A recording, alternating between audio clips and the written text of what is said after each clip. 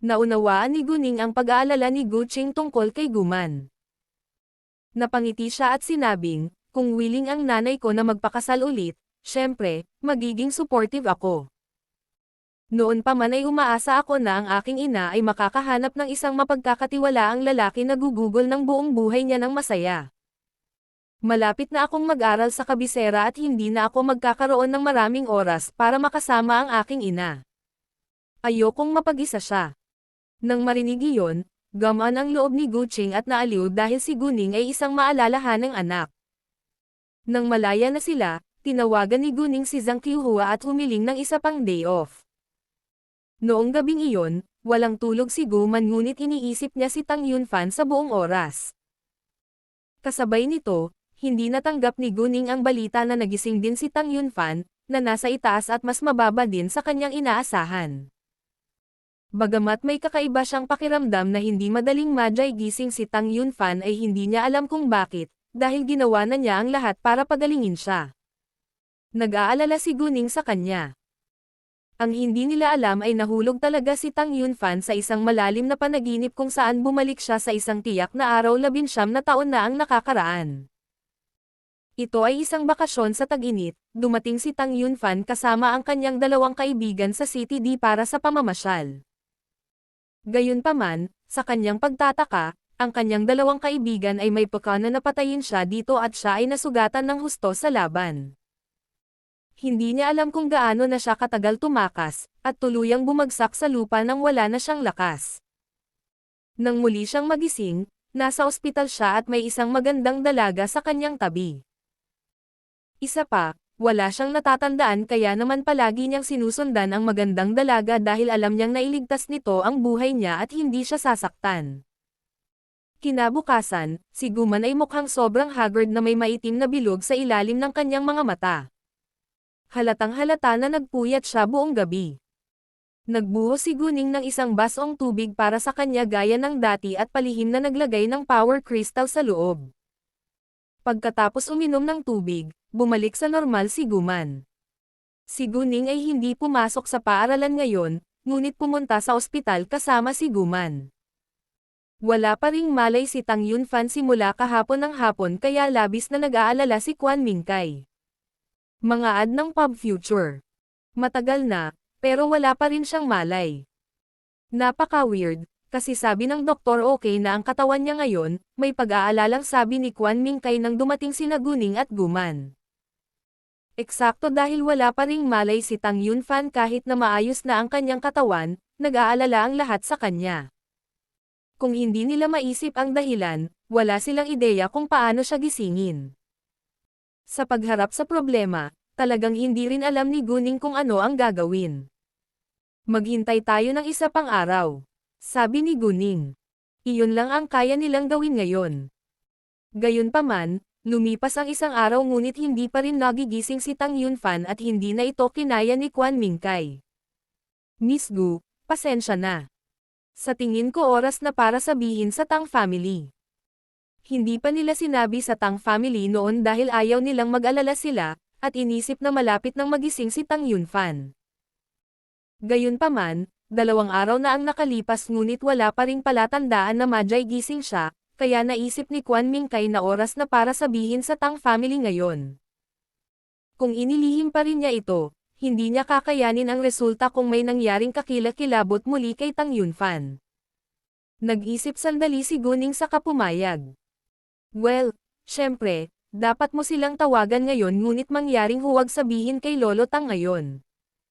Masyado na siyang matanda para tanggapin ang napakasamang balita. Ayokong malagay din siya sa panganib. Pumayag naman si Quan Mingkai, kaya diretso niyang tinawagan si Tang Yunhang. Nang marinig ni Tang Yunhang ang balita, nagulat siya at nagpadala kaagad ng private jet para sunduin si Tang Yunfan.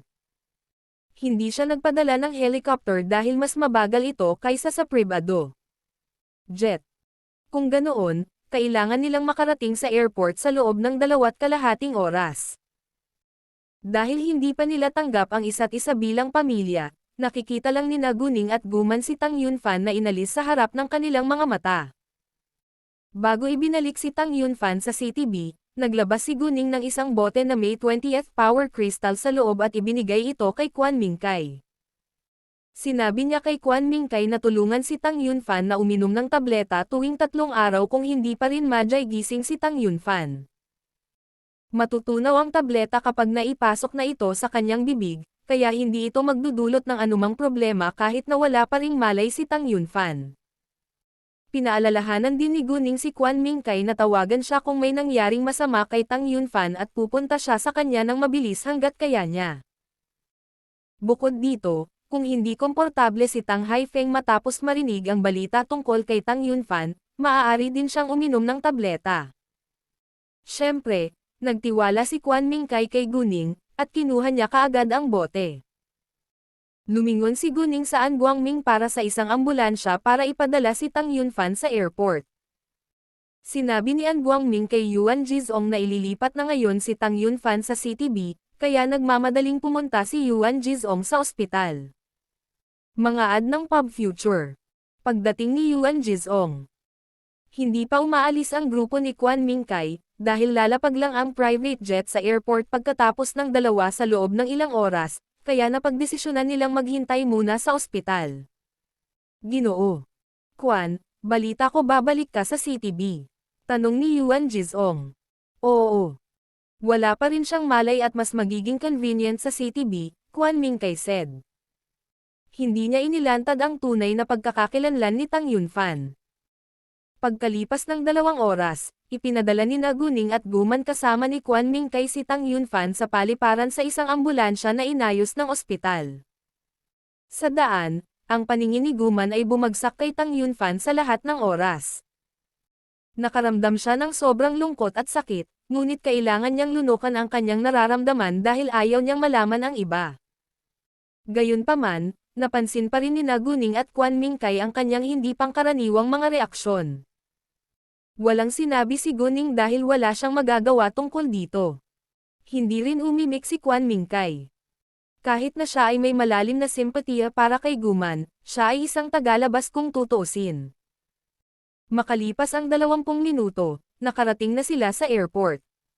Inayos ng maayos ang lahat, kaya dumiretso ang ambulansya sa VIP passage papunta sa kung saan lumapag ang private jet.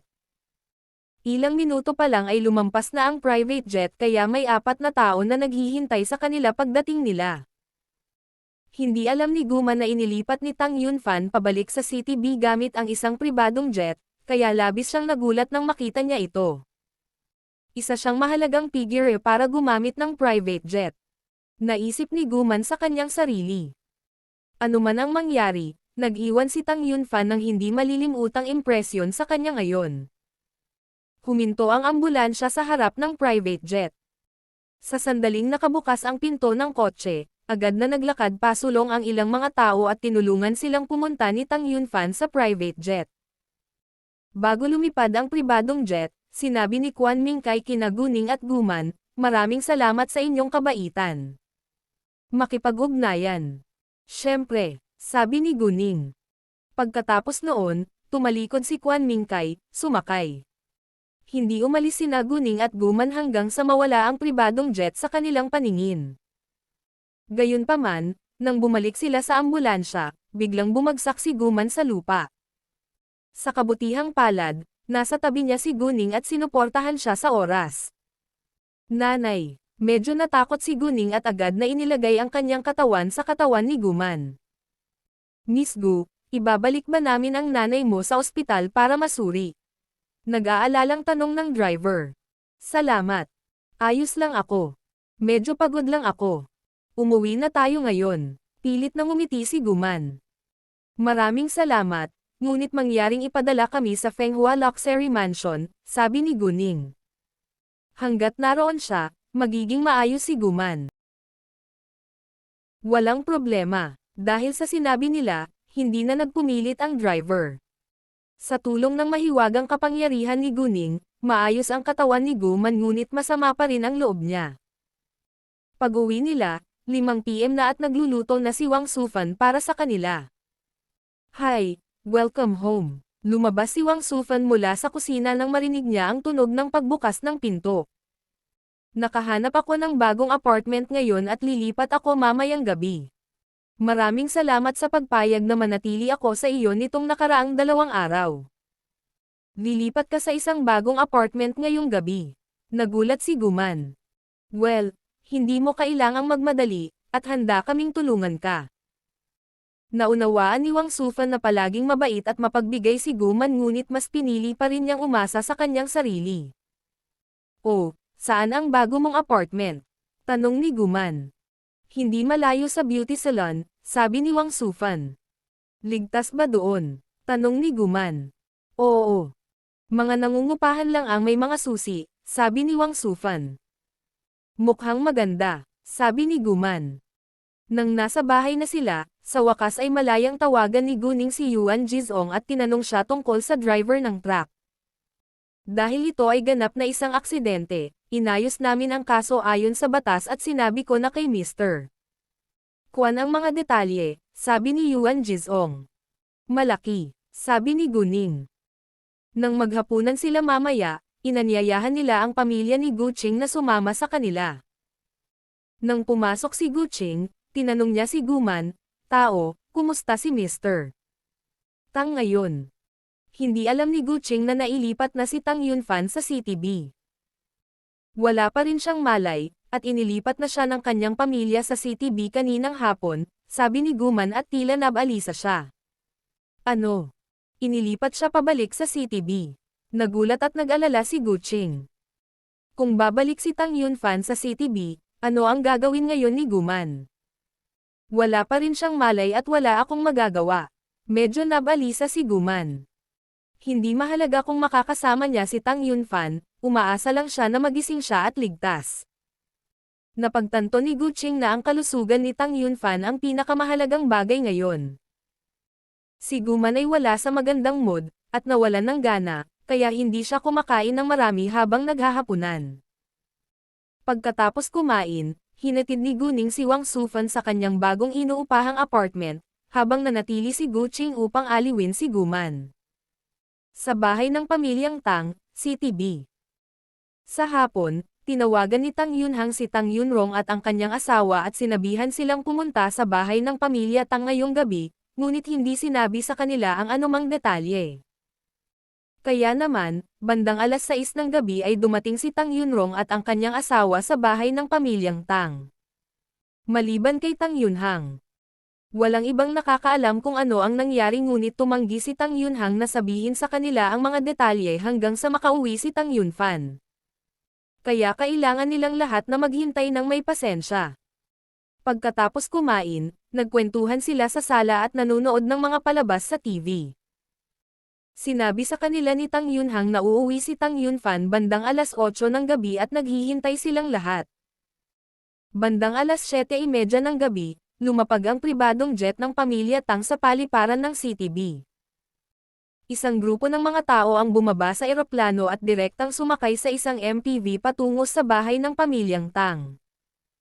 Ang pamilya Tang ay may sariling mga pribadong doktor na pawang mga kilalang eksperto sa buong mundo. At mayroon ding isang medikal na silid na nilagyan ng kompletong hanay ng mga medikal na kagamitan sa bahay ng pamilyang Tang. Sa makatuwid, hindi na nila kailangang pumunta sa ospital ngunit dumiretso na sila pabalik sa bahay ng pamilyang Tang. Bilang karagdagan, si Tang Yunfan ay isang napakahalagang figure. Kung siya ay na-admit sa ospital, ang balita na siya ay walang malay ay kumalat sa ibang bansa, na isang magandang pagkakataon para sa kanyang mga kaaway na salakayin siya. Ang pamilyang Tang ay ang 0.1 na pamilya sa CTB at hindi maraming tao ang nangahas na inisin sila. Ngunit marami rin silang kaaway sa politika at negosyo, kaya kailangan nilang ilihim na walang malay si Tang Yunfan. Si Tang Yunfan ang tanging tao sa pamilya Tang na nakapagpatakbo ng ganoong kalaking negosyo ng pamilya ngayon dahil masyadong matanda na si Tang Haifeng, habang si Tang Jiayang ay napakabata pa. Bukod dito, si Tang Jiayang ay nag-aaral sa ibang bansa. Kahit na bumalik siya sa bahay upang kunin ang negosyo ng pamilya sa ilalim ng emerhensya, wala siyang gaanong karanasan o kakayahang pangasiwaan ang mapanganib na sitwasyon. Sa pagkakataong iyon, kailangang gawin ng pamilya Tang ang kanilang makakaya upang malutas ang krisis. Kasabay nito, ang kalagayan ni Tang Yunfan ay napakakakaiba dahil maayos ang kanyang katawan ngunit wala pa rin siyang malay. Kahit na na-admit siya sa ospital, ganoon din ang resulta. Kung si Tang Yunfan ay nasa masamang kalagayan, syempre ipapadala nila siya sa ospital. Bandang alas 8 ng gabi, sa wakas ay nakauwi na si Tang Yunfan ngunit inilipat siya sa loob sa isang stretcher, na ikinagulat ng lahat sa pamilya Tang. Lalo na si Master Tang, na muntik ng matamba nang makita ang eksena. Sa kabutihang palad, inaalalayan siya ng kasambahay sa oras, ngunit huminga pa rin siya ng husto at lubos na hindi komportable. Nang makita iyon, agad na kinuha ni Quan Mingkai. Naglabas ng power crystal na tumutulong kay Tang Haifeng na kunin ito, at hindi nagtagal ay gumaling si Tang Haifeng. Bagamat nagtiwala si Quan Mingkai kay Guning, hindi pa niya nakita ang hindi kapani-paniwalang epekto ng pil sa kanyang sariling mga mata, kaya nagulat siya nang gumaling si Tang Haifeng pagkatapos uminom ng pil. Anong nangyari? Tanong ni Cao Ruowen nang makabawi siya sa pagkabigla. Ang debut release ng chapter na ito ay nangyari sa NF Euro LB1N. Punta muna tayo sa medical room. Sabi ni Tang Yunhang pagkatapos ay sinabihan sila na ilipat kaagad si Tang Yunfan sa medical room kung saan naghihintay na sa kanila ang mga doktor. Pagkatapos, lahat sila ay dali-daling pumunta sa medical room.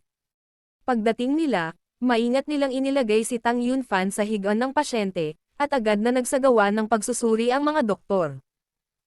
Hindi na makapaghintay si Tang Haifeng at nag-aalalang nagtanong kay Quan Mingkai, "Mingkai, ano ang nangyari?" Si Lord Tang ay naaksidente sa sasakyan, ngunit ang lahat ng mayroon siya sa kanyang katawan ngayon ay mga minor injuries ngunit kahit papaano ay wala pa rin siyang malay, sabi ni Quan Mingkai. Nang marinig iyon, nagulat ang lahat. Aksidente sa sasakyan. Saan at kailan? Bakit hindi mo sinabi sa amin noon pa? Galit at nag-aalalang tanong ni Tang Haifeng.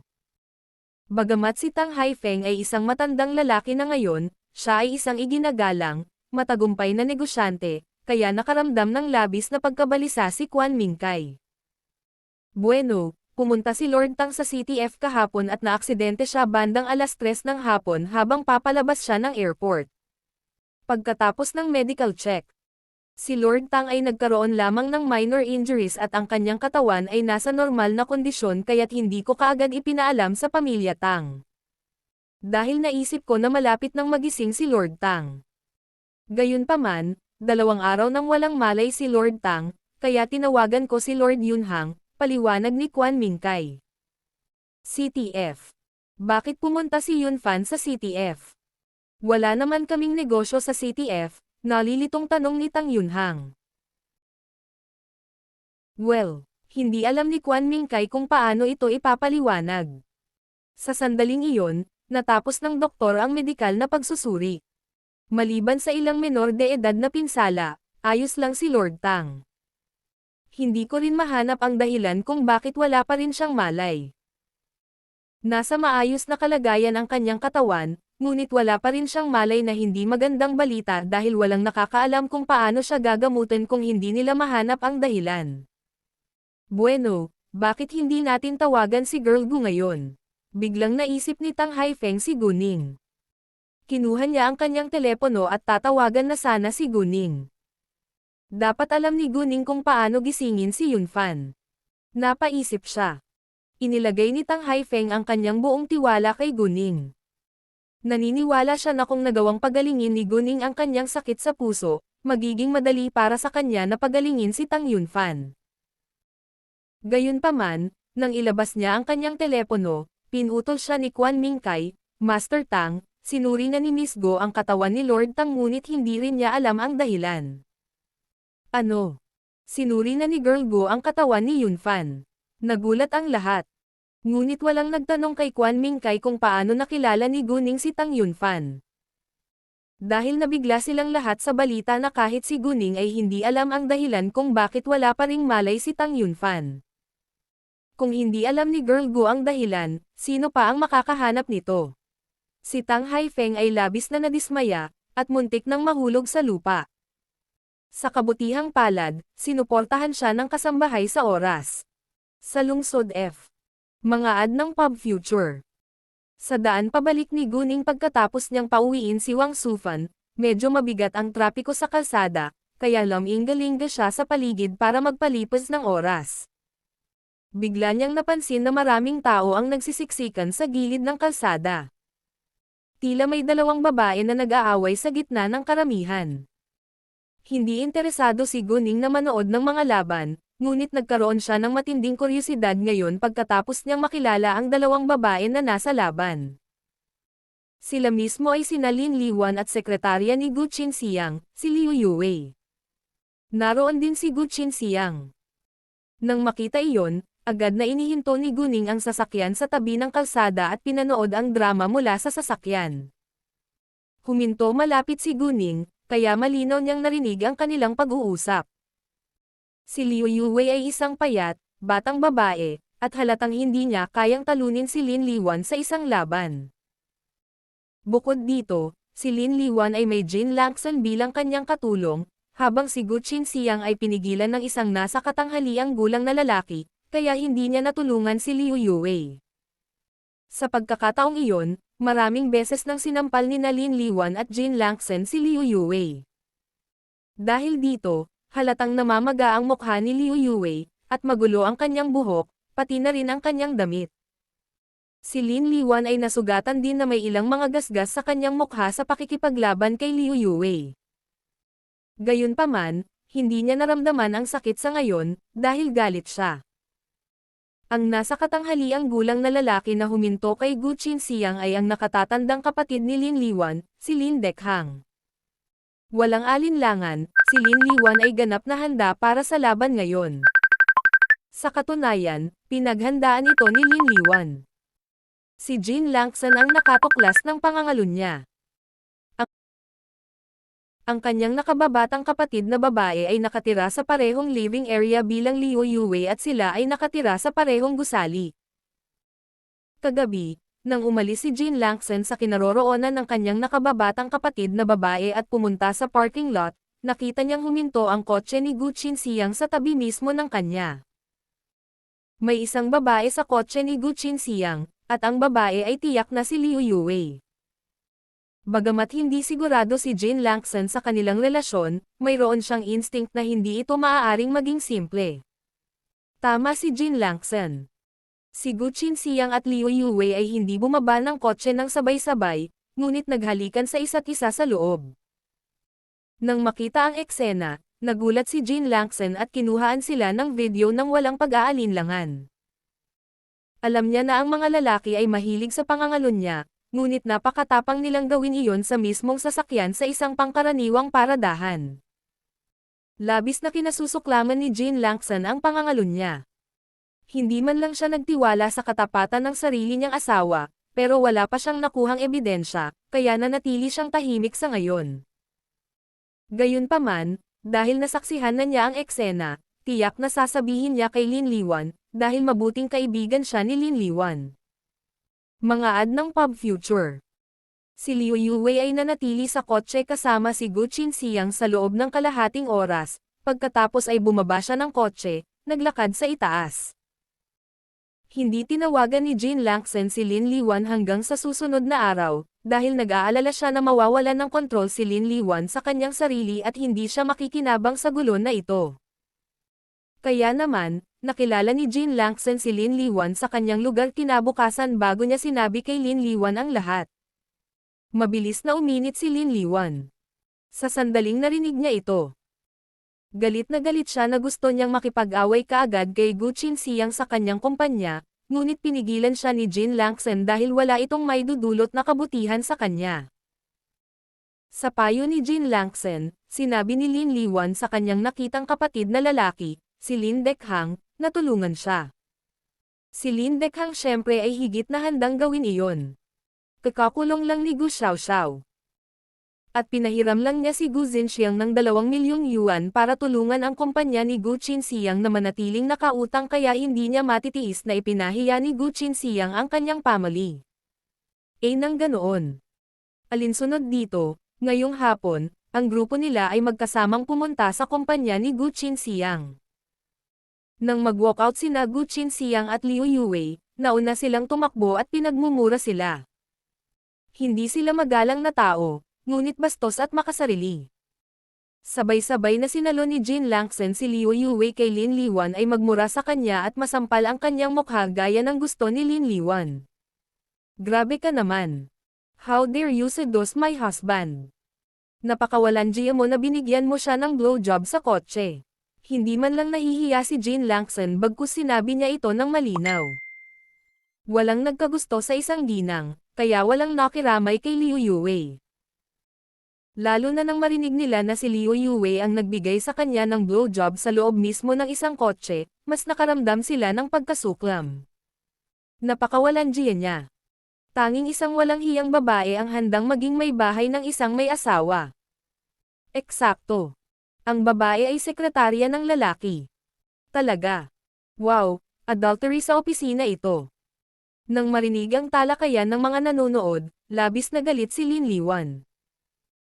Hindi niya maiwasang isipin ang larawan ng makipagtalik si Liu Yue sa kanyang asawa sa mismong opisina, na nag-udyok sa kanya na sampelan si Liu Yue ng mas malakas. Hindi ka ba nag-e-enjoy sa pagbibigay ng blowjobs? Ilang lalaki na ba ang nagawa mo niyan? Naranasan mo na ba ito? Kung hindi, matutulungan kitang maghanap ng isang dosenang lalaki para dilaan mo ang kanilang mga sexual na organ hanggat hindi mo gusto. Lin Liwan. Tama na, bagamat labis na natarante si Gu Qinxiang nang malantad ang pangangalun niya. Natakot siyang baka mas makaakit ng atensyon si Lin Liwan, kaya ibinuka niya ang kanyang bibig para pigilan siya. Ano? Ayaw mong makitang sinasampal sa publiko ang manliligaw mo? Ha, hindi ikaw ang bahala ngayon. Halos mabaliw si Lin Liwan at sampelan si Liu Yue ng buong lakas. Noong nakaraan, palaging ginagamit ni Gu Qinxiang ang dahilan na siya ay pagod na tanggihan siya sa tuwing magmumungkahi itong makipagtalik. Isang beses lang sila sa isang linggo o 2 linggo at tila ayaw ni Gu Qinxiang na gawin ito. Iniisip niya noon na kailangan niyang mapagod dahil sa trabaho at dapat siyang maging maalalahanin. Gayunpaman, sa kanyang pagtataka, siya ay napagod dahil siya ay sapat na sa ibang babae. Ikaw. Walang ideya si Gu Qinxiang kung ano ang gagawin ngayon. Kahit na si Liu Yue ay kanyang kalaguyo ay naglalaro lang siya, at imposibleng hiwalayan niya si Lin Liwan. Walang alinlangan, ang mga lalaki ay may posibilidad na sumunod sa kanilang mga sexual na impulses at sila ay makasarili rin. Si Gu Qinxiang ang nanloko sa kanyang partner at kumilos laban sa marriage law, ngunit naisip pa rin niya na katanggap-tanggap ito dahil naglalaro lang siya at hindi hiwalayan si Lin Liwan. Kasal. Sa mga mata ni Gu Qinxiang, inaalala lang ni Lin Liwan ang kanyang titulo bilang Mrs. Gu. Gayunpaman, talagang pinapahalagahan niya ang kanyang katapatan. Iba na ang panahon ngayon at ganap na hindi katanggap-tanggap ang lokohin ang kapareha sa kasal. Ang kabanatang ito ay unang ibinahagi sa Enyo Euroels 1N platform. Gu Qinxiang, paano mo kami tretuhin ng ganito? Ang iyong anak na babae ay inilagay lamang sa bilangguan at ang iyong kumpanya ay nasa gitna ng mga krisis ngayon. Pinahiram pa kita ng pera para tulungan kang mapanatiling nakalutang ang iyong kumpanya. At ngayon mayroon kang isang ginang. Paano ka naging walang hiya? Pinuna ni Lin Dekhang si Gu Qinxiang. Bagamat hindi rin siya tapat sa kanyang kapareha sa kasal, hindi pa rin niya itinatago ang isang babae bilang isang may bahay. Bilang karagdagan, ang ginawa ni Gu Qinxiang ay dumurog sa puso ni Lin Liwan, lalo na pagkatapos ng nangyari sa kanilang anak na babae, si Gu Xiaoxiao.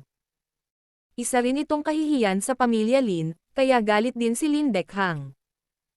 Hindi na nagsalita pa si Gu Qinxiang, ngunit nanatiling tahimik. Alam niyang kasalanan niya iyon, ngunit hindi niya inisip na malaking bagay iyon. At the same time, naintindihan din niya na mas mabuting manahimik na lang siya ngayon. Nang marinig ang sinabi ni Lin Dekhang, nagsimulang punahin ng mga nanonood si Gu Qinxiang. Jesus! Napakawalanjiya ng lalaking to. Napakakilabot niyang tao. Ads by Pub Future. Sinusuportahan ko ang kanyang asawa na habaran ang ginang. Biglang may nagsabi niyan sa grupo ng mga nanonood. Naisip naman ni Lin Liwan na magandang ideya na ipahiya si Liu Yue kaya agad niyang hinuberen si Liu Yue. Gayunpaman, taglamig noon at hindi madaling maghubad ng mga damit na panglamig. Bago nagtagumpay si Lin Liwan, dumating ang mga pulis at pinaghiwalay sila. Malubhang nasugatan si Liu Yue, kaya tumawag ng pulis ng ambulansya at ipinadala siya sa ospital, habang dinala si Lin Liwan, Jin Langsen at Gu Qinxiang sa himpilan ng pulisya. Hindi alam ni Guning kung ano ang susunod na mangyayari sa kanila, at hindi rin siya interesado. Ang ginawa ni Gu Qinxiang sa likod ni Lin Liwan ay nalantad sa wakas ngunit huli na nang malaman ito ni Lin Liwan. Pag-uwi ni Guning, nakikipag-chat si Gu Qing kay Guman sa sala, kaya sinabi ni Guning sa kanila ang nangyari sa pagitan nina Gu Qinxiang at Lin Liwan. Parehong nagulat sina Gu Qing at Guman. Bagamat hindi sila magkasundo ni Lin Liwan, at labis na kinasusuklaman siya, nakikiramay pa rin sila sa kanya, dahil ang ginawa ni Gu Qinxiang ay lubos na hindi katanggap-tanggap. Anyway, dahil napagdesisyonan nilang lumayo sa pamilya ni Gu Qinxiang, wala silang gagawin kundi gawing tsismis lang ito. Nay, tita, bakit hindi tayo pumunta sa CTG bukas? Tara na at tingnan ang tindahan at pabrika ng Jade Beauty Jewelry. At maaari din nating bisitahin si Uncle Chinyang. Hindi pa namin sila nabisita sa kanilang lugar noon, sabi ni Guning. Bagamat bukas ay Biyernes, humiling si Guning ng bakasyon, kaya hindi na niya kailangang pumasok sa mga klase. Matagal-tagal na rin simula noong hindi niya natingnan ang tindahan at pabrika ng Jade Beauty Jewelry. Higit sa lahat, gusto niyang pasayahin si Guman. Wala sa magandang mood si Guman ngunit interesado siya sa proposal ni Guning. Wala siyang ibang dapat harapin ngayon at hindi masamang ideya na magkaroon ng isang paglalakbay. Excited din si Gu Qing, kaya pumayag silang dalawa. Pagkatapos ay nag-book si Guning ng mga tiket sa eroplano na lumilipad patungong CTG sa 8 AM. Darating sila sa CTG pagkatapos ng isang oras na paglipad. Nang bumalik si Gu Qing sa kanyang tahanan, hinanap niya ang kanyang aparador para sa magagandang damit. Ads by Pub Future. 2 araw lang silang mananatili sa CTG, kaya hindi na kailangang mag-empake ng maraming damit, ngunit nagpasya pa rin siyang isuot ang kanyang pinakamagagandang damit. Anong ginagawa mo ngayon? Tanong ni Jiang Shu na may pagkamausisa. Ihahatid kami ni Ningning sa CTG bukas. Magkakaroon tayo ng tour sa tindahan at pabrika ng Jade Beauty Jewelry bago tayo pumunta sa Chinyang, sabi ni Gu Qing. Sa totoo lang, naiintindihan niya na ginawa ito ni Guning para pasayahin si Guman. Mukhang maganda, sabi ni Jiang Shu. Oh, kumusta na si Guman? Mukhang nag-aalala siya, dagdag ni Jiang Shu. Bumantong hininga si Gu Qing saka sinabi kay Jiang Shu ang lahat. Labis na nagulat si Jiang Shu matapos marinig ang kwento. Sa kanyang pagkamangha, ang biolohikal na ama ni Guning ay buhay pa. Wow, anong twist ng fate, sabi ni Jiang Shu. Malalim ang pakikiramay niya kay Guman dahil alam din niya na mahirap ang buhay ni Guman sa nakalipas na 18 taon. Matagal na siyang hindi namuhay ng magandang buhay at pagkatapos ay biglang lumitaw ang biolohikal na ama ni Guning. Talaga. Bumantong hininga si Gu Qing, at ang kanyang puso ay nalulungkot para sa kanyang nakababatang kapatid na babae, si Guman. Ano ang iniisip ni na Guman at Ningning tungkol dito? Tanong ni Jiang Shu. Mahal pa rin ni Guman ang lalaki at si Ningning ay sumusuporta, ngunit si Mr. Tang ay wala pa ring malay ngayon. Kailangan nating maghintay hanggang sa magising siya, sabi ni Gu Qing. Nang halos 11 ng gabi, natanggap ni Guning ang tawag ni Leng Xiaoteng. Malapit na siyang magpahinga ng ilang araw at gusto niyang makilala. Sa katunayan, binalak ni Leng Xiaoteng na sorpresahin si Guning, ngunit natakot siya na ma-absent siya sa CTF tulad ng nangyari noong huling pagkakataon, kaya tinawag niya ito sa pagkakataong ito. Nang marinig na malaya na si Leng Xiaoteng at gustong makipagkita sa kanya sa loob ng ilang araw, karaniwang magiging masaya si Guning ngunit ngayon ay nagagalit siya. Bakit hindi mo sinabi sa akin kanina? Pupunta ako sa CTG bukas kasama ang nanay at tita ko. Nang marinig iyon, nanatiling tahimik si Leng Xiaoteng at nakaramdam din ng pagkabalisa. Gusto niya itong tawagan ng maaga ngunit katatapos lang niya sa kanyang gawain. Sobrang miss na kita, at nasasaktan akong makita ka, sabi ni Leng Xiaoteng. Wala siyang maraming araw na walang pasok sa loob ng isang taon. Naramdaman ni Guning ang kanyang matinding hinaing sa pamamagitan ng telepono at natuwa siya, ngunit agad siyang nakaisip ng magandang ideya. Bakit hindi ka pumunta sa CTG? Kung ayaw mo, maaari kang maging private chauffeur namin sa susunod na 2 araw. Kahit saan kami magpunta, pwede mo kaming ihatid doon. Walang problema, sumang-ayon si Leng Xiaoteng na may kasiglahan. Siya, syempre, ay hindi tatutol na maging kanilang tsuper. Bagamat naroon din ang ina at tiya ni Guning at hindi niya ito mahahalin o mahawakan ayon sa gusto niya, maaari pa rin siyang manatili malapit sa kanya. Gayunpaman, hindi nasisiyahan si Leng Xiaoteng, kaya nagtanong siya ng may pananabik, saan ka matutuloy sa gabi? Normal na tanong iyon, ngunit naunawaan ni Guning ang tunay na intensyon ni Leng Xiaoteng. Bumibilis ang tibok ng puso niya at namumula ang pisngi. Ang aking ina at ang aking tiyahin ay maaaring manatili sa aking apartment at ako ay maaaring manatili sa isang hotel. Nang marinig iyon, natuwa si Leng Xiaoteng. Napakagaling. Tapos kasama kita sa hotel. Nang marinig iyon, isang larawan ng pagtatalik nila sa gabi ang lumitaw sa isip ni Guning, at mas bumili ng tibok ng kanyang puso, ngunit nagpanggap siyang kalmado. Hindi ko sinabing sa iyo ako matutulog. Baby, alam mong gusto mo. Tumawa siya at nanligaw sa kanya, na nagpabilis ng tibok ng puso ni Guning. Napaka-sexy at kaakit-akit niya na kahit ang boses niya ay madali siyang naon. Nasanay lang si Leng Xiaoteng sa pagiging malamig. Kung mas ngumiti siya, mas maraming babae ang maaakit sa kanya. Gayunpaman, ayaw ni Guning na mangyari ito kaya mas gugustuhin niyang makitang malamig si Leng Xiaoteng sa lahat maliban sa kanya kaysa makita itong nakangiti buong araw. Kung hindi mo ako matutulog, kanino ka matutulog? Pang-aasar ni Leng Xiaoteng. Nagulat si Guning at nakahinga ng maluwag. Kailan pa naging magaling makipaglandian si Leng Xiaoteng? Naisip niya sa sarili niya, ngunit kailangan niyang aminin na medyo nagustuhan niya ito. Matutulog akong mag-isa, sinadya ni Guning. Hindi ka ba makakaramdam ng kalungkutan kung matutulog kang mag-isa sa mahabang gabi? Bahagyang ngumiti si Leng Xiaoteng ngunit basang-basa ang kanyang boses ng sexual na pagnanasa. Natulala si Guning sa isang segundo. Kung hindi niya nakilala ang boses ni Leng Xiaoteng, kinuha niya ito bilang ibang lalaki. Mga ad ng Pub Future. Nakakashouting. Tinawag niya pa rin siya na may pagdududa. Oo, anong meron? Tanong ni Leng Xiaoteng. Naisip niya na si Guning ay may seryosong pag-uusapan sa kanya, kaya bumalik sa normal ang kanyang boses. Wala. Pakiramdam ko lang ay malaki ang pinagbago mo, sabi ni Guning. Natulala si Leng Xiaoteng sa isang segundo, dahil hindi niya napansin ang anumang pagbabago sa kanyang sarili. Nakaramdam lang siya ng sobrang kaginhawahan at kagaanan nang makasama niya si Guning. Ang pagmamahal ko sa iyo ay hindi magbabago, malumanay na sabi ni Leng Xiaoteng. Nakaramdam si Guning at bahagyang namula. Naunawaan ni Leng Xiaoteng na mahiyain si Guning, kaya tumigil siya sa panliligaw sa kanya. Bukod dito, maaari niyang direktang ipahayag ang kanyang pagmamahal sa kanya sa pamamagitan ng mga aksyon bukas ng gabi. Kailan ka aalis papuntang CTG bukas? Tanong ni Leng Xiaoteng.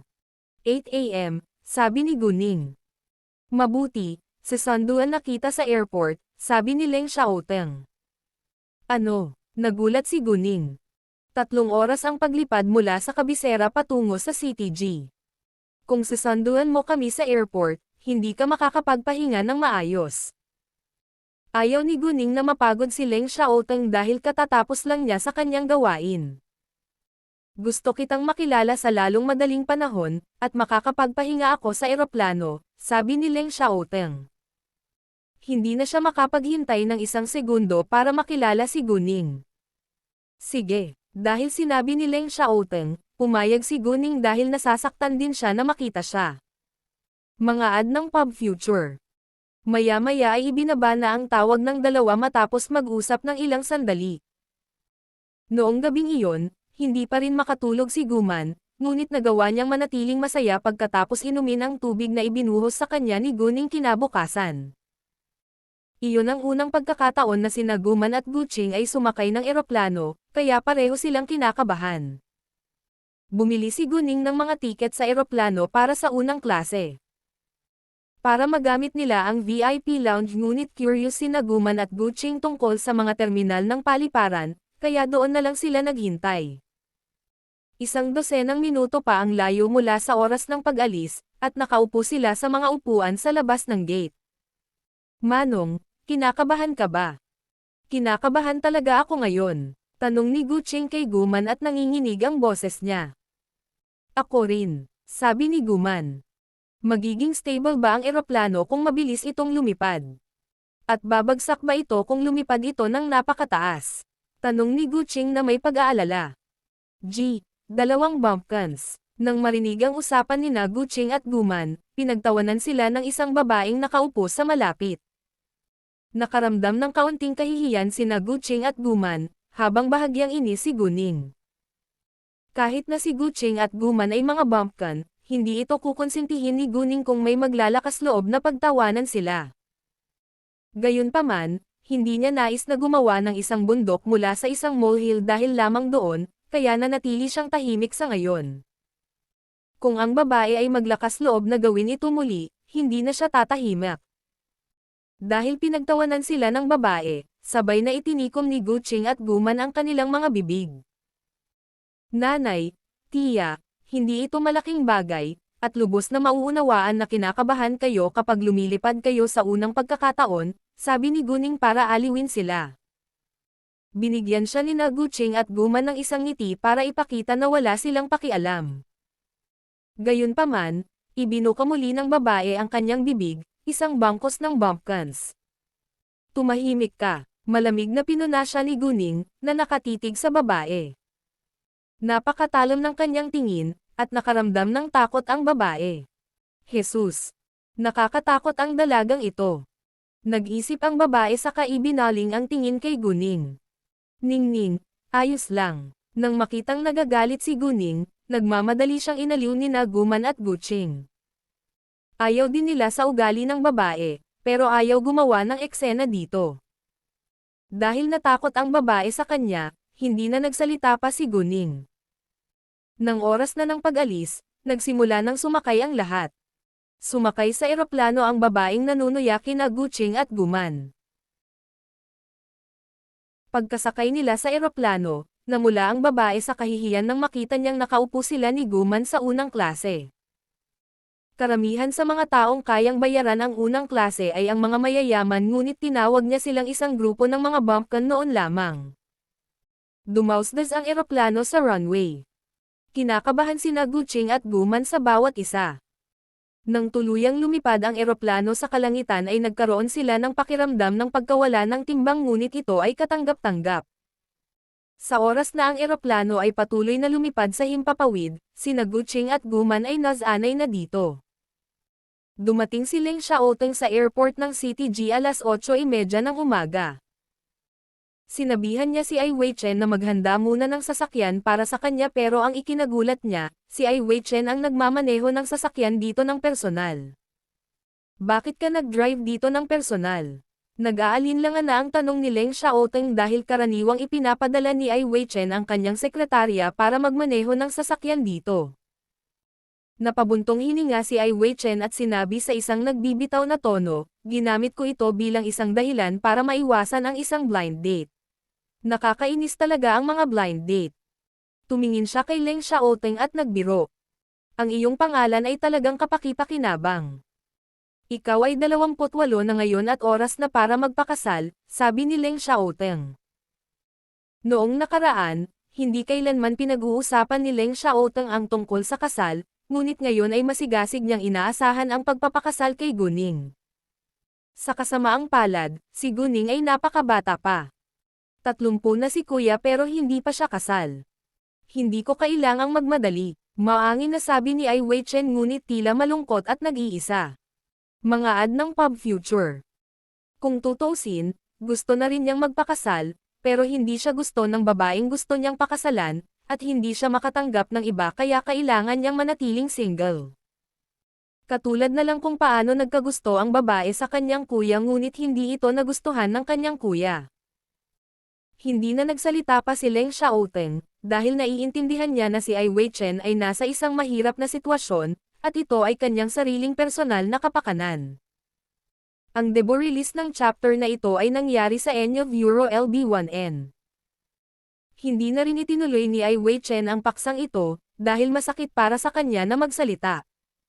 Nako, nasa bahay si kuya ngayon. Kung mayroon kang ilang libreng oras, maaari tayong magkaroon ng pagtitipon. Ang tagal na nating hindi nag-iinuman. Oo naman. Tatawagan kita kung libre ko, sabi ni Leng Xiaoteng. Pagkatapos noon, umalis na si Ai Weichen. Ang hindi alam ni Ai Weichen ay ang kanyang nakitang kapatid na si Ai Weishan ay talagang gumugol ng maraming oras kay Leng Xiaoteng kaysa sa kanya. Alam lang ni Ai Weichen na si Ai Weishan ay isa sa mga kasama ni Leng Xiaoteng sa hukbo. Ngunit hindi niya alam na si Ai Weishan ay miyembro din ng Red Flame at sumunod sa pangunguna ni Leng Xiaoteng. Kailangang ilihim ng mga miyembro sa Red Flame ang kanilang pagkakakilanlan, kaya kahit ang kanilang mga pamilya ay walang ideya tungkol dito. Bandang 9 ng umaga, lumapag ang eroplano sa paliparan ng CTG. Nang iyon ni Guning ang kanyang telepono, nakita niya ang mensahe ni Leng Xiaoteng. Naghihintay daw sila sa arrival hall. Sinabi na ni Guning kina Guqing at Guman na kumuha siya ng pribadong tsuper para magmaneho ng sasakyan para sa kanila sa loob ng 2 araw sa CTG. Hindi inisip ni Guman at Guqing na ito ay isang masamang ideya, ngunit nag-aalala pa rin si Guning, dahil masyadong gwapo si Leng Xiaoteng para maging tsuper lamang. Bukod dito, napakalamig ni Leng Xiaoteng at maaari itong magalit kay Guqing at Guman. Ayaw ni Guning na magkaroon ng masamang impresyon sa kanya ang kanyang pamilya. Pagkatapos mag-isip ng ilang sandali, sinabi niya kina Guqing at Guman, "Nay, Tia, kaibigan ko talaga ang pribadong tsuper." Medyo malamig siya at hindi masyadong mahilig ngumiti o magsalita. "Please wag mo siyang pansinin." "Syempre hindi," sabi ni Guman at Guqing. Mga ad ng pub future. Sa arrival hall, nakatayo doon si Leng Xiaoteng at naghihintay kay Guning at sa kanyang pamilya. Kahit saan siya magpunta palagi siyang nasa limelight, ngunit wala siyang pakialam sa mga tingin ng iba dahil ang tanging inaalala niya ngayon ay ang presensya ni Guning. Si Guning at ang kanyang pamilya ay hindi nag-check-in ng anumang bagahe kaya mabilis silang lumabas. Sa sandaling lumitaw si Guning, ang paningin ni Leng Xiaoteng ay nahulog sa kanyang katawan at kitang-kita ang pagmamahal sa kanyang mga mata. Napansin ni Guning si Leng Xiaoteng sa loob ng 1 segundo, at binigyan siya ng babalang tingin para sabihin sa kanya na ilihim ang kanilang tunay na relasyon. Naunawaan ni Leng Xiaoteng na hindi nararapat na ipaalam sa kanyang pamilya na sila ay nasa isang relasyon dahil napakabata pa ni Guning. Sa makatuwid, itinago kaagad ni Leng Xiaoteng ang kanyang pagmamahal kay Guning. Gayunpaman, medyo nakaramdam siya ng kaba nang lumakad si Guman sa kanya, nakakaiba. Nang huminto sina Guning, Guqing at Guman sa harap ni Leng Xiaoteng, seryosong tumingin si Leng Xiaoteng at ginawa ang lahat para maging maluwag. Si Guqing at Guman, sa kabilang banda, ay natulala sa kanyang namumukod tanging hitsura. Sa kanilang pagtataka, ang kaibigan ni Guning ay isang napakagwapong binata. "Ma, tita, hayaan mo akong magpakilala sa iyo. Ito ang aking kaibigan, si Leng Xiaoteng, maaari mo siyang direktang tawaging Xiaoteng," sabi ni Guning. "Ikinagagalak kong makilala ka," binati ni Leng Xiaoteng sina Guman at Guqing. Sinubukan ni Leng Xiaoteng na maging easygoing pero parang hindi masyadong natural, dahil sanay na siya sa pagiging cold at hindi madali para sa kanya na baguhin agad ang kanyang pagkatao. Sa kabutihang palad, naipaliwanag na ni Guning ang kanyang karakter sa kanyang pamilya noon pa man, kaya hindi ito pinansin ni Guqing at Guman. Bilang karagdagan, si Leng Xiaoteng ay napakaganda, kaya parehong may magandang impresyon sa kanya sina Guqing at Guman. Kinagagalak kong makilala ka rin. Bagamat naiintindihan ni Leng Xiaoteng na hindi pa alam ni Guqing at Guman na siya ang nobyo ni Guning. Nakaramdam siya ng saya nang mapansin niya na mayroon na silang magandang unang impresyon sa kanya. Pagkatapos ng lahat, hindi ka nagkaroon ng pangalawang pagkakataon na gumawa ng unang impresyon. Sa simula, si Leng Xiaoteng ay labis na nalilito kung paano hinarap sina Guqing at Guman, dahil siya ang nobyo ni Guqing, ngunit hindi sila pamilyar sa kanya. Kaya naman, nagpasya siyang huwag muna silang kausapin sa ngayon, at nagpadala ng tatawagan niya silang ina at tiya kapag nalaman nila ang tungkol sa relasyon nila ni Guning. Talagang walang pakialam sina Guqing at Guman kung paano sila hinarap ni Leng Xiaoteng. Tara na. Nakaparada ang sasakyan sa labas mismo, sabi ni Leng Xiaoteng sakay giniya silang maglakad palabas. Ang kotseng pinamaneho ni Ai Weichen dito para sunduin sila ay isang Land Rover. Na hindi gaanong kapansin-pansin sa kanyang mga mata, ngunit ito ay isang marangyang kotse sa paningin ni Guqing at Guman. Bagamat hindi nila alam ang presyo nito, kailangan itong mas mahal kaysa sa Mercedes-Benz ni Jiangsu. Binuksan ni Leng Xiaoteng ang pinto ng kotse para kina Guman at Guqing bago niya ito ginawa para kay Guning. Si Guqing at Guman ay nakaupo sa likod na upuan, habang si Guning ay nakaupo sa front passenger seat. Ningning, saan tayo unang pupunta? Tumingin si Leng Xiaoteng kay Guning at nagtanong. Ang mapagmahal na tingin ni Leng Xiaoteng ay nagpabilis ng tibok ng puso ni Guning. Medyo naiinis siya sa sarili dahil madali siyang naakit sa simpleng tingin nito. Kinalma ni Guning ang sarili. Masyado pang maaga ngayon. Magpahinga muna tayo sa Clean Water Blue Sky, at maaari tayong pumunta sa Jade Beauty Jewelry Store pagkatapos ng tanghalian bago tayo pumunta sa pabrika. Walang problema, sabi ni Leng Xiaoteng pagkatapos ay umalis sa airport. Sa daan, hindi umimik si Leng Xiaoteng, dahil hindi niya alam kung ano ang sasabihin. Pagdating nila sa Clean Water Blue Sky, sabay silang pumunta sa apartment ni Guning. Nang nasa apartment na sila, tahimik na nakaupo si Leng Xiaoteng sa sofa, nanonood ng TV, habang naghahanda si Guning ng tsaa para sa kanila. Xiaoteng, saan ka galing? Tanong ni Guman.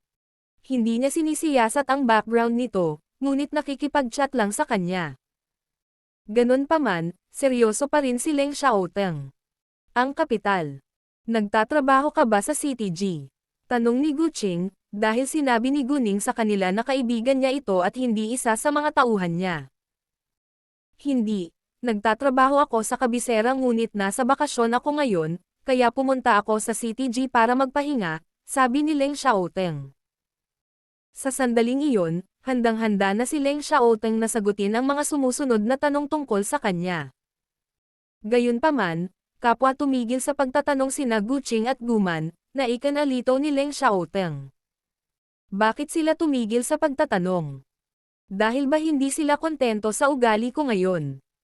Sa totoo lang, lahat ito ay dahil wala silang ideya na siya ang nobyo ni Guning.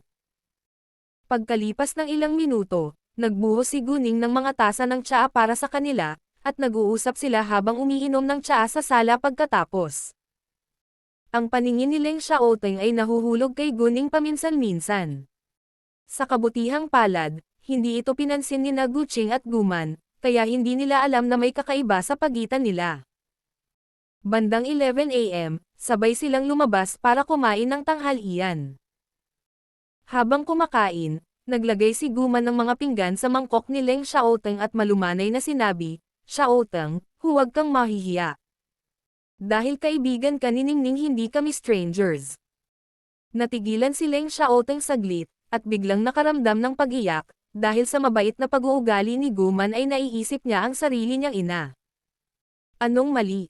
Hindi mo gusto ang mga pinggan. Nang makita si Leng Xiaoteng na nanahimik ng ilang sandali, medyo kinabahan si Guman. Natatakot siya na may nagawa siyang mali. Hindi, agad na paliwanag ni Leng Xiaoteng, naalala ko lang ang nanay ko. Naglalagay din siya ng maraming pinggan sa aking mangkok noong bata pa ako. Matagal na at walang nakagawa sa akin yan, kaya sobrang natouch ako. Hindi alam ni Leng Xiaoteng kung bakit niya iyon sasabihin ng malakas ng biglaan, kahit si Guning ay hindi inaasahan na sasabihin niya iyon sa sarili niyang pagkukusa. Noong magkasama sila, hindi kailanman nang ahas si Guning na tanungin siya tungkol sa kanyang mga magulang, dahil alam niyang ito ay isang masakit na alaala para sa kanya. Bagamat mahigit isang dekada na ang nakalipas, nasaktan pa rin si Leng Xiaoteng. Gayunpaman, nakahinga siya ng maluwag pagkatapos sabihin ito ng malakas sa pagkakataong ito. Nang marinig ang sinabi ni Leng Xiaoteng, parehong nagulat sina Guqing at Guman. Agad nilang napagtanto na ang binatang ito ay malamang na nawalan ng sariling ina, kaya nagkaroon sila ng matinding simpatiya para sa kanya. Upang hindi na maalala ang kanyang masakit na alaala, hindi na nagtanong pa sina Guqing at Guman. Mga ad ng pub future. Well, it's a good day kapag makakasama tayo dito. Tara, kainin natin ang mga ulam. Si Guman ay patuloy na naglalagay ng lahat ng uri ng pinggan sa mangkok ni Leng Xiaoteng upang makabawi sa pagmamahal ng kanyang ina na wala. Kahit na marahil ay huli na, ito ay makabuluhan. Nadama ni Leng Xiaoteng na naantig sa mabait na kilos ni Guman kaya ginawa niya ang lahat para kumain hanggat kaya niya. Nang halos matapos na sila sa pagkain, ginamit ni Leng Xiaoteng ang dahilan na kailangan niyang pumunta sa banyo, ngunit binayaran ang bayarin ng hindi nila alam. Nang malaman ni Guqing at Guman na nabayaran na ni Leng Xiaoteng ang bill, medyo nahiya sila. Hindi mo kailangang gawin iyon, sabi ni Guman. Ayos lang, kaibigan ko si Ningning at walang kainan, sabi ni Leng Xiaoteng nang may katapatan. Dahil naayos na ang bayarin, hindi na nagsalita pa sina Guqing at Guman. Bilang karagdagan, inaprubahan nila ang kanyang paraan ng pakikisalamuha. Pagkatapos noon, pumunta ang grupo nila sa Jade Beauty Jewelry. Hindi sinabi ni Guning kay Zhou Zhenghong na titingnan niya muna ang flagship store, dahil gagawa siya ng mga hindi kinakailangang pagsasaayos kung alam niyang naroon din ang pamilya ni Guning. Sa makatuwid, hindi tinawagan ni Guning si Zhou Zhenghong hanggang sa papunta na sila sa flagship store. Gayunpaman, si Zhou Zhenghong ay nasa pabrika sa sandaling iyon. Pagkatapos ay sinabi sa kanya ni Guning na bibisita muna siya sa flagship store bago siya pumunta sa pabrika, kaya diretsyong hinintay siya ni Zhou Zhenghong sa pabrika. Ang flagship store ng Jade Beauty Jewelry ay matatagpuan sa unang palapag ng isang shopping mall. Pinalamutian ito ng marangyang at malalaman ng mga tao na ito ay isang high-end na tindahan ng alahas sa isang simpleng sulyap.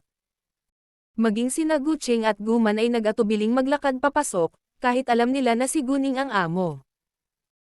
Ang mga alahas sa Jade Beauty Jewelry ay hindi masyadong siksik, sa halip ito ay kakaunti ang pagkakalagay, upang malinaw na makita ng mga tao ang anumang bahagi ng bawat piraso. Mayroong humigit kumulang 17 na customer sa tindahan kasama ang maraming tindera, at tila napakabisi nila. Nang pumasok si Guning at iba pa sa loob, isang tindera ang humakbang at binati siya ng buong paggalang, "Miss Go, ikinagagalak kitang makilala." Nalaman lahat ng staff sa tindahan ang tungkol sa tunay na pagkakakilanlan ni Guning ilang araw na ang nakalipas. At lahat sila ay humanga sa kanya dahil kaya niyang maging matagumpay sa murang edad. "Hay! Hindi mo kailangang gumugol ng maraming oras sa amin. Maaari ko silang pasyalan," sabi ni Guning. "Sure," sabi ng tindera saka naglakad. Malayo. Natuwa din ang ibang tindera nang makita si Guning ngunit lahat sila ay abala sa pagpapakilala ng mga alahas sa kanilang mga customer, kaya hindi nila kaagad binati si Guning.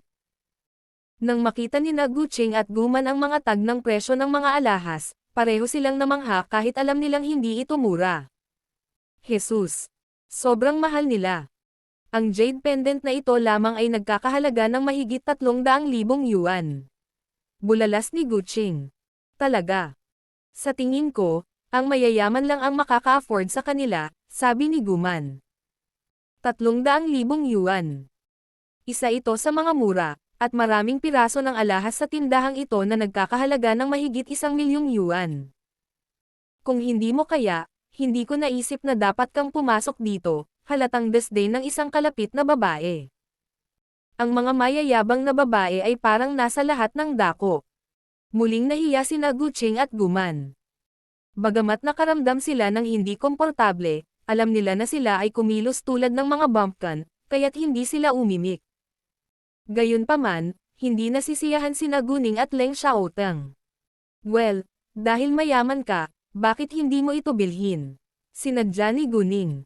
Siyempre kaya ko. Nag-aalangan talaga ang babae na bilhin ang jade pendant, napakamahal kasi nito pero ngayon ay nagdesisyon na siyang bilhin ito para ipakita ang kanyang yaman.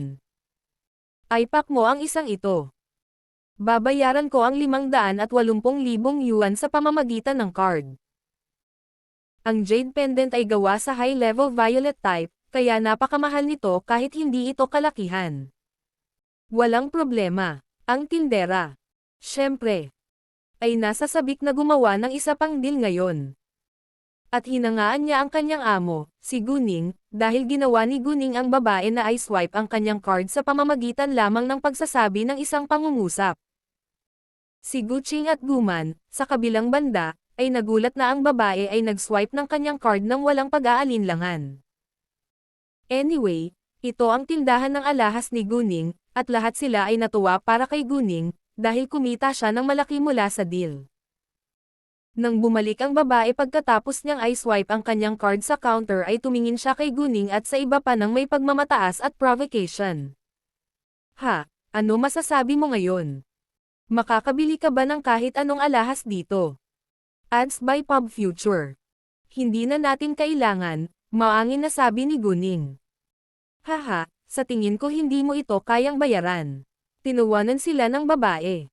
Naaliw sa katangahan ang tindera na nakatayo sa gilid niya. Si Guning ang boss ng Jade Beauty Jewelry kaya lahat ng alahas ay sa kanya. Gayunpaman, walang balak ang tindera na sabihin sa babae ang totoo, dahil naiintindihan niya na ito ay isang bitag na itinakda ng kanyang amo.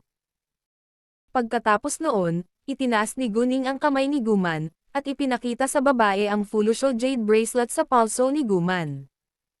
Alam mo ba kung anong uri ang jade na ito? Pagmamalaking tanong ni Guning sa babae. Fulusho. Napaikot ang mata ng babae sa gulat. Napakadaling makilala si Fulusho. Gayunpaman, hindi naniniwala ang babae na kayang bilhin ni Guman ang Fulusho Jade.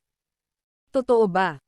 Sa pagharap sa kanyang hinala, si Guning ay hindi galit ngunit ngumiti. Well, itong jade bracelet ay galing sa Jade Beauty Jewelry. Pwede bang peke? Ano, nahihiya ang babae ngayon. Hindi naman pala siya mas mayaman sa kanila. Sa kabutihang palad, malaki ang tindahan, at hindi malapit ang mga customer sa isa't isa, kaya hindi napansin ng maraming tao ang nangyayari sa kanila. Kung hindi, hahamakin siya ng maraming tao, na hindi isang magandang karanasan. Walang ibang salita, ang babae ay mabilis na lumabas ng tindahan sa kahihiyan.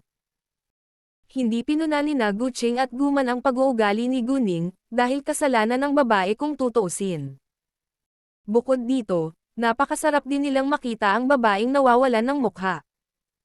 Si Leng Xiaoteng, syempre, ay sumusuporta kahit anong gawin ni Guning. Naisip pa niya na masyadong mabait si Guning sa babae. Pagkatapos ay nagpatuloy sila sa pamimili sa tindahan. Sa hindi kalayuan sa kanila, may dalawang magagandang dalaga na pumipili ng jade pendant sa harap ng isang display counter. Nang dumaan si Guning at ang iba pa sa kanila, napansin nila si Leng Xiaoteng at natigilan sila sa pambihirang hitsura nito. Wow! Ang gwapo kaya ng lalaki. Talaga. Bakit hindi natin siya simulan ng pag-uusap? Ads by Pub Future. Girlfriend niya ba yung babaeng naglalakad sa unahan? Okay lang ba kung pumunta na lang tayo at mag-hi? Wala akong ideya, ngunit wala akong pakialam. Fine, tara na. Bagamat hindi malakas ang kanilang mga boses, parehong narinig ni Leng Xiaoteng at Guning ang kanilang usapan at pareho silang hindi nasisiyahan. Nang dumating ang dalawang babae sa gilid ni Leng Xiaoteng, isa sa kanila ang nagbuka ng bibig. Hay! Pabayaan mo ako, malamig na sabi ni Leng Xiaoteng. Ang dalawang babae ay natigilan saglit at namula sa kahihiyan. Sa kanilang pagtataka, walang pakialam ang lalaki sa kanilang nararamdaman. Huminto si Guning at ang kanyang pamilya pagkatapos ay tumalikod, naglalakad patungo sa Leng Xiaoteng. Napansin din ng mga tao sa kanilang paligid ang drama na lalong nagpahiya sa dalawang babae. Paano ka naging bastos? Nag-hi lang kami.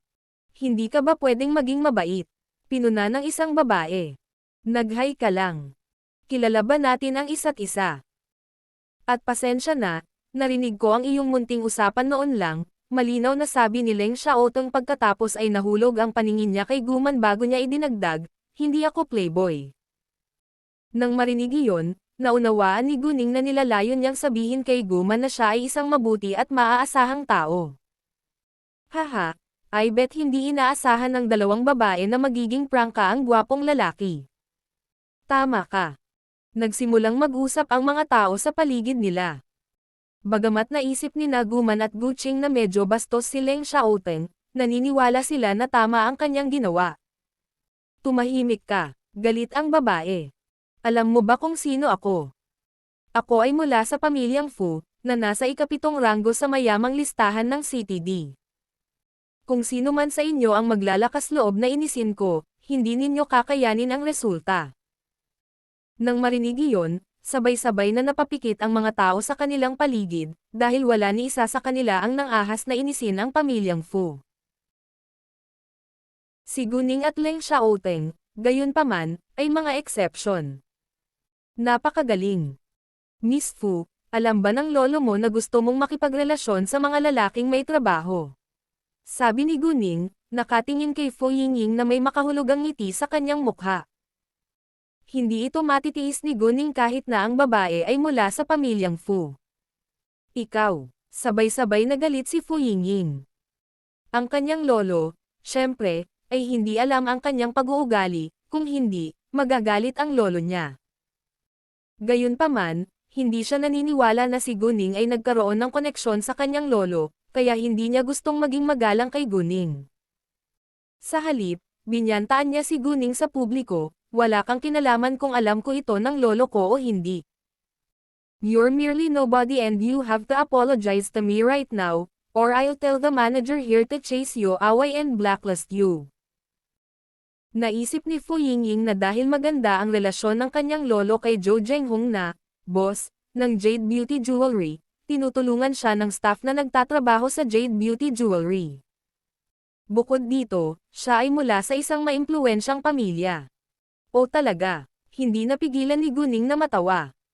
Ang ibang mga tindera sa paligid nila ay tumingin kay Fu Yingying na parang tulala. Ito ang pinaka-nakakatawang biro na narinig nila na gusto niyang itaboy nila ang kanilang amo sa tindahan ng kanilang amo. Imposibleng sino man sa kanila ang gagawa noon. Si Guning ay isang mahusay, mapagbigay na boss, at ang tatak ng alahas ay sikat din, kaya lahat sila ay binayaran ng maayos. Sa kasong iyon, wala sa kanila ang gustong mawalan ng trabaho. Ha, bakit hindi mo subukan? Pinag-cross ni Guning ang kanyang mga braso sa kanyang dibdib, naghihintay na makakita ng isa pang biro. Well, ikaw ang nagtanong. Pagkasabi niyan, lumingon si Fu Yingying sa manager. Hoy, ikaw, itaboy mo sila at i-blacklist mo sila ngayon din. At bibili pa ako ng mga alahas dito mamaya. Mga ad ng Pub Future. Hindi pinansin ng manager ang utos niya at sinabing, I'm sorry, Miss Fu. Hindi ko kaya. Ano, hindi inaasahan ni Fu Yingying na maglalakas loob ang manager na tanungin siya at galit na galit siya ngayon. Hindi mo ba alam na ako ay mula sa pamilyang Fu? Nanatiling tahimik ang manager, ngunit ang kanyang saloobin ay nagpapakita na wala siyang pakialam sa banta nito. Sa wakas, ibinuka ni Guning ang kanyang bibig, pakisabi kay Miss Fu na umalis dito. Hindi siya welcome. Sure, boss. Sabi ng manager na may malaking paggalang. Bagamat hindi alam ng marami na si Guning ang tunay na boss ng Jade Beauty Jewelry ay hindi na ito lihim, kaya tinawag siya ng manager na kanyang boss. Gayunpaman, ang iba sa tindahan ay nabigla. Ano? Ang batang babae na ito ay ang boss ng Jade Beauty Jewelry. Hindi ba si Zhou Zhenghong ang amo dito? Hindi pwede. Siya ang boss ng Jade Beauty Jewelry. Paano ito posible? Hindi ba si Zhou Zhenghong ang boss dito? Hindi makapaniwala si Fu Yingying sa kanyang narinig. Siya ang tunay na boss ng Jade Beauty Jewelry, habang si Executive Zhou ang general manager, sabi ng manager. Si Fu Yingying ay naging pipi. Sa kanyang pagtataka, ang batang babaeng ito na nakatayo mismo sa kanyang harapan ay ang tunay na amo ng Jade Beauty Jewelry. Sa pag-iisip ng kanyang ginawa, nakaramdam ng sobrang kahihiyan si Fu Yingying. Miss Fu, mangyaring umalis din ngayon, at ang iyong pangalan ay nasa blacklist ng Jade Beauty Jewelry, sabi ng manager kay Fu Yingying. How dare you do that to me? Tila nagalit si Fu Yingying na parang siya ang tinatrato ng hindi magalang. Ang debut release ng chapter na ito ay nangyari sa end of Euro LB1N. Miss Fu, pakiusap. Nag-hand gesture ang manager para sabihing umalis na siya. May gustong sabihin pa si Fu Yingying, ngunit hindi siya umimik nang makita niyang lahat ay nakatingin sa kanya na may halatang panghahamak. Ngumuso siya sa galit saka naglakad palayo. At umalis na rin ang babaeng sumunod kay Fu Yingying. Mga ad ng Pub Future. Dahil alam na nila si Guning ang tunay na boss ng Jade Beauty Jewelry, hindi maiwasan ng ibang customer sa tindahan na bigyan siya ng tingin ng paghanga. Ningning, mukhang maimpluwensyang pamilya ang babae. Tama ba na ganyan ang pakikitungo mo sa kanya? Bagamat alam ni Guman na nakipagkaibigan si Guning sa maraming mahahalagang tao, nag-aalala pa rin siya. Huwag kang mag-alala.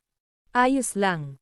Si Master Fu ang unang taong nakilala ko noong dumating ako sa CTD, at medyo nagkakasundo kami. Hindi niya ako sisisihin dito, paliwanag ni Guning kay Guman. Si Leng Xiaoteng, syempre, ay walang pakialam sa pamilyang Fu, dahil ang pamilyang Fu ay halos hindi maihahambing sa kanyang makapangyarihang pamilya. Magaling iyan, gumaan ang loob ni Guman. Pagkatapos nito, pumunta sila sa pabrika. Halos alas 3 na ng hapon nang umalis sila sa tindahan, kaya sinabihan ni Guning si Guman na tawagan si Gu Qinyang o Wen Yulan. Binalak nilang bisitahin sila ng gabing iyon kung nasa bahay sila. Tinawag ni Guman si Gu Qinyang mamaya. Nang marinig ni Gu Qinyang na bibisitahin nila siya, natuwa siya. Ito ang unang pagkakataon na binisita siya ni Gu Qing at Guman. Kasabay nito, nakonsensya at nahihiya din si Gu Qinyang, dahil hindi pa niya ito inanyayahan na bisitahin siya sa kanyang tahanan noon. Pagkatapos ay sinabi ni Gu Qinyang kay Guman ang address ng kanyang tahanan at uuwi siya bago mag-alas 6 ng gabi. Pagkatapos ibaba ang tawag kay Guman, tinawagan ni Gu Qinyang si Wen Yulan ng sabay-sabay. Sinabi niya sa kanya na si Guman at ang iba pa ay bibisita sa kanila. Tuwang-tuwa din si Wen Yulan nang marinig ang balita. Nagpasya siyang bumili ng seafood para sa hapunan. Hindi nagtagal, dumating si Guning at iba pa sa pabrika ng Jade Beauty Jewelry. Ikinagalak kong makilala ka, boss, Mr. Leng. Binati sila ni Zhou Zhenghong ng may malaking paggalang. Kumusta, Tiyo Zhou?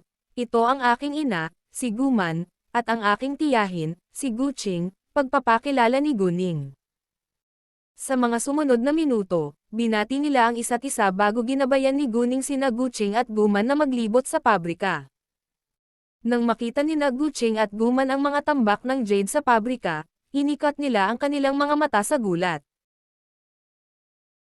Mas marami ang mga piraso ng malalaking jade kaysa sa mga alahas na jade na nakita nila sa tindahan at ang mga tambak ng jade ay tiyak na nagkakahalaga ng isang kapalaran.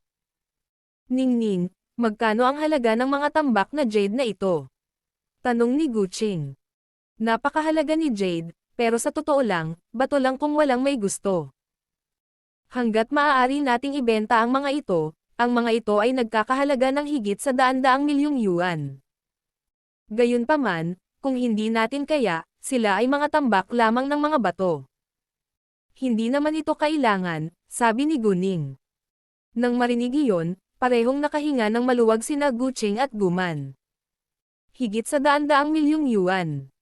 Sa katunayan, ang kayamanan ni Guning ay higit pa riyan. At ang layunin niya ay ang maging isang super rich na babae sa bansa. Hindi uuwi si Gu Qinyang hanggang alas 6 ng gabi, kaya nagpalipas ng hapon si Guning at ang iba pa sa pabrika. Pansamantala, nakipag-usap si Guning kay Zhou Zhenghong tungkol sa pagbubukas ng mga sangay ng Jade Beauty Jewelry. Si Leng Xiaoteng naman ay umupo sa isang tabi na nanatiling tahimik. Kahit na wala siyang ginawa, hindi siya nakakaramdam ng pagkabagot hanggat nasa tabi niya si Guning. Si Gu Qing at Guman ay masyadong interesado sa lahat ng bagay sa pabrika, kaya ang paglilibot ay medyo kawili-wili sa kanilang mga mata. Matatapos na ang dekorasyon sa CTB, para makapaghanda kami para sa opening ceremony sa loob ng 1 linggo ng pinakamaraming. Paano na ang alahas ngayon? Tanong ni Guning. Bagamat halos sabay na nagbukas ang mga sangay sa kabisera at lungsod B, nagpasya si Guning na buksan muna ang sangay sa lungsod B, dahil inihanda na nila ang lahat doon. Ang kailangan lang nila ngayon ay mahusay na ginawang jade jewelry. Para sa mga gown, kahit na hindi makagawa ng 11 bagong set si Yuzi, nakatapos na siya ng 5, at gagamit ng ilang lumang disenyo para kumpletuhin ang iba. Naunawaan ni Guning na tila siya ay medyo cold-blooded, dahil abala siya sa kanyang negosyo noong si Tang Yunfan ay wala pa ring malay.